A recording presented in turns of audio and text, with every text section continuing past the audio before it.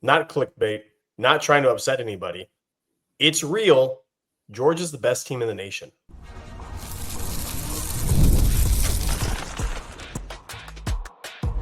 You are Locked On Bulldogs, your daily podcast on the Georgia Bulldogs. Part of the Locked On Podcast Network, your team every day. What is up, everybody? Welcome back to the Locked On Bulldogs podcast, part of the Locked On Podcast Network, your team every day, your number one source for all things Georgia Bulldogs news and fan reactions. He is Clint. I am Daniel. Today's episode brought to you by our friends over at FanDuel. More on them in a moment, FanDuel.com, where you can make every moment more. You ever been cooking something up in the kitchen, Clint? Okay. Maybe you got something on the smoker. Maybe you got a recipe that you've been workshopping. And you see it coming together, and you see you're checking it every hour or so. Maybe you're basting it. Maybe it requires a basting. You understand? Oh, I do. And so you're seeing it come together, and you think, this is looking pretty. I think I may have something going on here. This is looking like it's going to be pretty nice. But you don't ever really know, Clint. You can't know. You can't possibly know until that moment when you finally get to taste it and see what it's really all about. You get the sense, Clint, that all year, Kirby Smart's been checking on this team, looking in on it, thinking to himself, I may have something here with this team.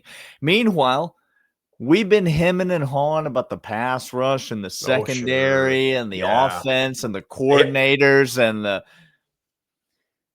and Kirby's just been like, I think I may. You get the sense, Clint, that Kirby may have had a little taste, and he may now know what he's got here, and he likes it a lot. This is the moment, fathers, where your teenage son challenges you to an arm wrestling contest. Yep. And he Sylvester Stallones you over the top and dominates you. And you go, oh no. Oh, things have changed. Oh, I'm no longer the big dog. And then that kid starts walking around with swagger. The souffle has been in the oven. We can't touch it unless it fall. And Kirby is taking it out now and enjoying it for everybody. I completely agree. This team, he knows it. We know it. And this just in, Daniel, I'm fairly certain all of college football knows it as well. Yeah. Well, it's interesting that you say that, because can I start here? We're playing real and spectacular, or fake today. We're going to give a storyline. This can be a storyline that we made up, or it can be a storyline that is based in reality. Okay? Great. I am going to start with a storyline that is based in reality. Talk about some cold, hard facts. This is the storyline. Right now, at our friends over at FanDuel. We love FanDuel. We love them. We do. I'm quite a fan of them, because right now you can go over there and the University of Georgia has the 5th best odds to win the national championship, Clint, at 11-1. To win the national championship, behind Ohio State 1, Indiana 2, Texas A&M 3, Notre Dame 4. And Georgia just ahead of Oregon at 5. Oh, jeez. I ask you, Clint. Okay. Is it real that Georgia is the 5th most likely team in college football to win the national championship? I had forgotten the segment that we were a part of right now. My reaction as you were reading those off to me were a little I need to go place a wager. That's your reaction. The reaction is, this is foolish. FanDuel doesn't like money, apparently. And they must hate it. Because there is no planet no reality in None. which Georgia is the 5th best team odds. Because, and here's, you have to take this with an understanding that it's not only getting into the playoff, but it's the path in the playoff, and it's your comparability to the other 11 teams within the playoff. Mhm. It's not just how good you are in a vacuum, clearly. So you might be able to say to yourself, well, Georgia is 5th because they have to go to the SEC championship. And well, actually, that's not looking likely. It's looking likely that it will be Alabama, who needs to win the rest of the year to make the playoff. So they have to make it in the SEC championship. If not, they're out of the playoff. That's correct. And A&M, who you lose to Texas, you're still in the SEC championship. And if you lose to Texas after the showing in South Carolina and you lose in the SEC championship game in horrible fashion, now you might be hanging on to 12th at that point. Okay. Yeah. So Georgia's in. Secondly, who they're playing compared to everyone else. Mm-hmm. There's not a team that right now matches up well against Georgia. I'm not even saying the opposite. I'm saying Georgia matches up well against others. No. I'm saying you define for me college football playoff lords and everybody else. Who matches up well against Georgia? You're going to tell me Ohio State, and I'm going to say we don't know who they are. Point blank. Period. And again, we faced the best defenses and beaten them. You're going to tell me Notre Dame has a better shot because they have an easier path in the playoff. Sure, they don't have a championship game. They're not going to get a first-round bye unless something really drastically different happens in the top 4. Yeah. I don't see really happening, save for A&M chaos. But even at that point, A&M, I think, is going to be 4th. It's completely fake. They should have the 2nd or 3rd best odds right now, because you want to go ahead and give Indiana and give Ohio State a little bump because of the record, and because sure, I have no problem with that. I really don't. Like, that's just odds makers looking at records. But you can't tell me that those two teams would welcome Georgia into their building or any other building and walk out confidently saying we're of course going to win. You can't tell me that. Where you can say for Georgia, Kirby Smart and company believes that any team in the playoff they can absolutely not just beat, but beat down like they just did to Texas. Yeah. I mean, Clint, I think this goes back to what we talked about yesterday on the show. I don't think people believe that Georgia has actually changed. I think bettors know college football teams don't change. And that's why they base their numbers on a full season evaluation. That's all well and good, except the team Georgia was at the beginning of the year is no longer the team that they are, particularly on the defensive side of the ball. Especially. They're not that anymore. And so when you look at this Georgia team right now, I don't know how you could, with a straight face, look at them and not think that team's as good as any team in college football, period. Any team in college football. Literally. Is Texas better now or in week 1? Just answer me. Are they better? Are they a better team now, or are they a better team in week 1? You can't say they're a better team now. That's not an option. You can either say they're the same team or better in week 1. Like, you can't say they're Sure. they're ascending. So let's even just say they're the same team, even if they're not better. Yeah, the same team. Texas goes to Ohio State week 1. What's the score of that game? Oh, Texas comes to Georgia this week. What's the score of that game? Same team. They're the same team. I don't know. I mean, it's if only there was a common opponent. But we haven't played Rutgers. So we don't know. We just don't know how we match up because we haven't played Wisconsin. So we're just not sure how we would fare. We don't have too many common opponents with Indiana or Ohio State because we just haven't been able to play those teams. We maybe tried to schedule them, but we couldn't get it worked out. Alabama's busy playing Wisconsin, but we can't get it We done. tried to do UCLA. We tried to do that legitimately. Yeah. So we attempted to face your rival, your in-conference It's a shame. competition. I don't know. You hate to see it. You hate to see it. We're going to come back after this. I'm going to give Daniel a real or fake that might make him squirm a little. But first, these. And these are, in fact, the aforementioned FanDuel. NBA's back. Yeah. No better place to get in the action than FanDuel, or getting over right now and betting on Georgia versus the field and making lots of cash because Already the did odds and the juice. Yes, sir. Already did it. Hey, even if you missed the start of the game, FanDuel has live bets, everything from who will score to fourth quarter comebacks, combined live bets, same game parlay, even bigger payout. Keeps getting more exciting, especially with your team making the late push. Right now, FanDuel is giving new customers $300 in bonus bets when your first $5 bet wins. Head to FanDuel.com to sign up and play your game with FanDuel, the official sports betting partner of the NBA. Daniel, Yes. Kirby Smart got on the podium. He said a lot of things. Words were said. He named names. Words were said, named names. And it cracks me up because Kirby Smart will never do this. Okay. Yeah. Just so we're fully aware. You tell him, and somebody asked this question. It was actually a much better question. Oscar Delp, what are you proud of him for? And he said, well, actually, Lawson Lucky, DeMelo Jones. Like you can ask him names of players, and he'll then go and say, "Well, I'm proud of him for this. I'm proud of Lawson Lucky for this. I'm proud of DeMelo for this." Yada yada yada. Don't try to ask him between everybody in the linebacker group who's really shown out. He's going to say, "Well, everybody has. You don't come to Georgia unless you show out." Okay. We're not Kirby Smart though. Nope. Notably, we are not the most successful person in our chosen fields.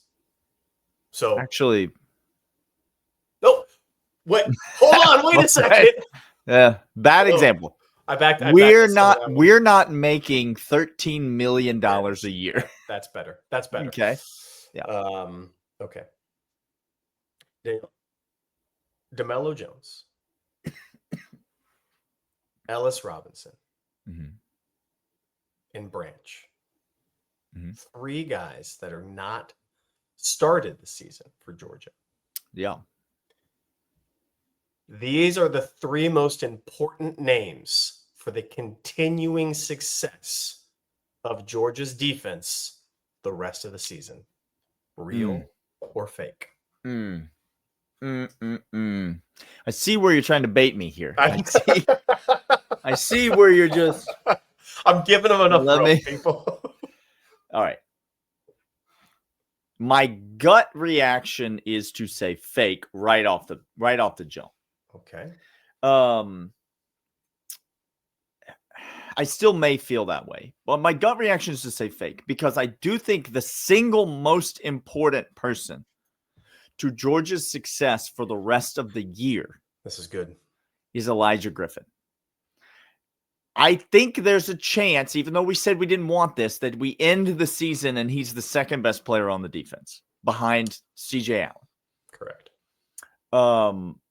I think he's the single most important person. And I think the second most important person, if I'm being totally honest, is a hybrid of Gabe Harris and Quintavious Johnson. I think the pass rush is more important than the secondary. Full stop.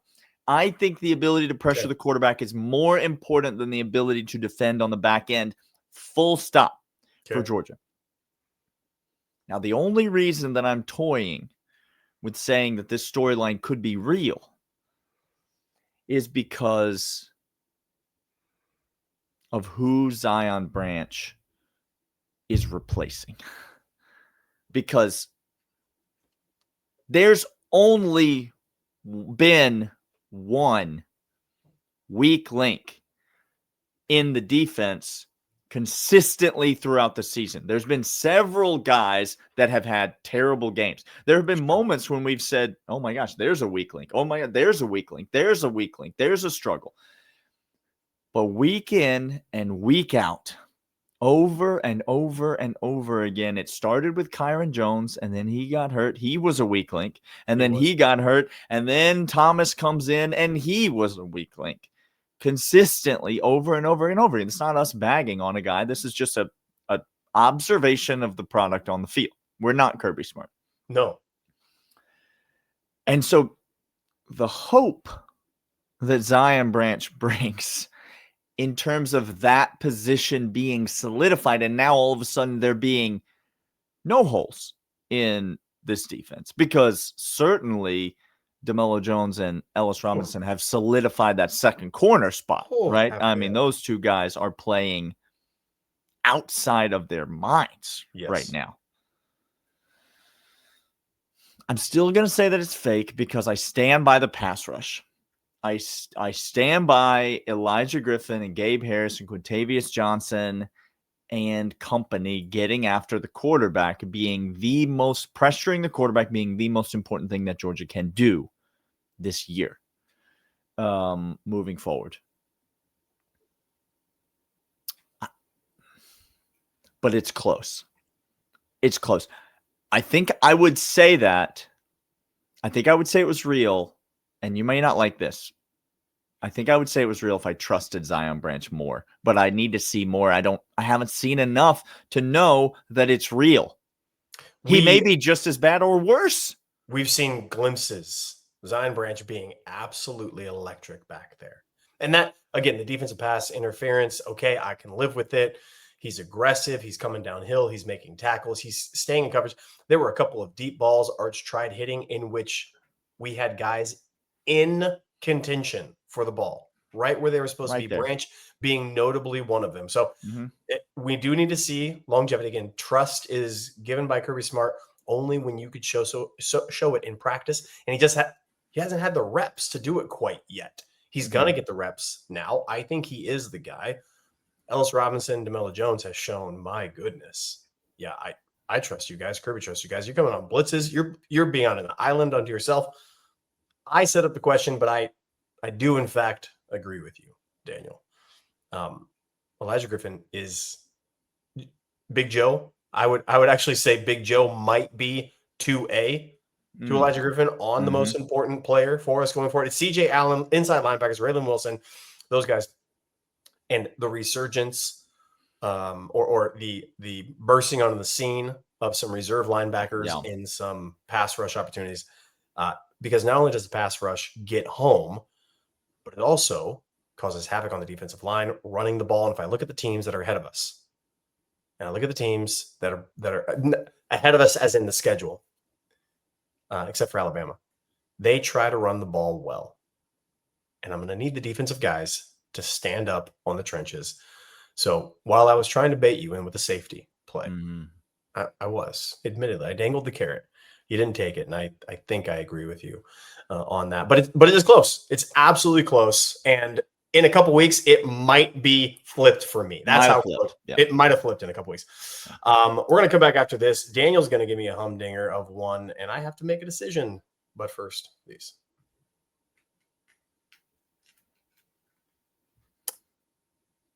And we're back. Ladies and gentlemen. So, Clint, real or fake, let's say this. Georgia make the NCAA tournament? Oh, I'm so sorry. Georgia's going to go to back-to-back NCAA tournaments. Trigger warning, Gurf. You're wrong. Be better. Be Factually a better version of you. True. Real or fake? Lane Kiffin is already leaving Ole Miss. Is there any greater poverty than this? Making the college football playoff for the first time in your school's history and your coach leaving and not even coaching. You can't wait to get out the door. By the way, Ole Miss, you gave him the ultimatum. You said, "Oh no, I need you to coach here if you're going to coach the playoff." He's like, "Okay, yeah, call up whoever you want." Whoops. Okay, so real or fake, Clint? Yeah, the University of Georgia will be the number 1 or the number 2 overall seed in the college football playoff.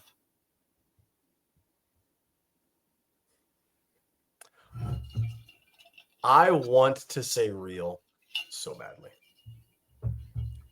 Here's where I'm going to say fake. I'm going to say fake all day long. Here's why. The moaning, the panting.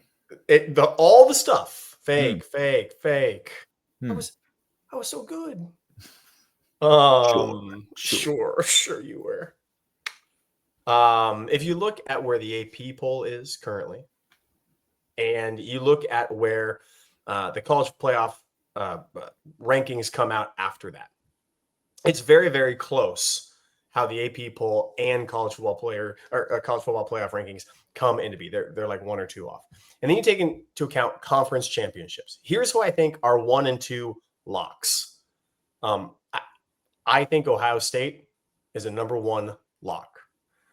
You don't think there's any chance Ohio State loses to Indiana in the you think it is a lock that Ohio State beats Indiana in the conference championship game? Is what you just said to me? I did. I did, Daniel. I cannot wait for conference championship locks week because we're about to be fighting. I did, in fact. And okay, how about this? For the sake of the conversation of focusing on Georgia, not on the Big Ten. Sure, yeah. I don't want to get into that conversation now. I'm just shocked that you said a lock. You could have said the Big Ten champion is a lock for the number 1 seed, but let's go with that. The Big Ten champion is a lock for the number 1 seed within the college football rankings. Okay, yeah, there's no way Ohio State loses to Michigan and then beats Indiana. Which how could that happen? How could that? How could it even happen? How can that happen? Go on. So I believe that we're going to see Big Ten have that one, whether it be Ohio State or Indiana. I do believe A&M is going to win the SEC championship. I think they're going to take down Alabama. I think Alabama's fraudulent.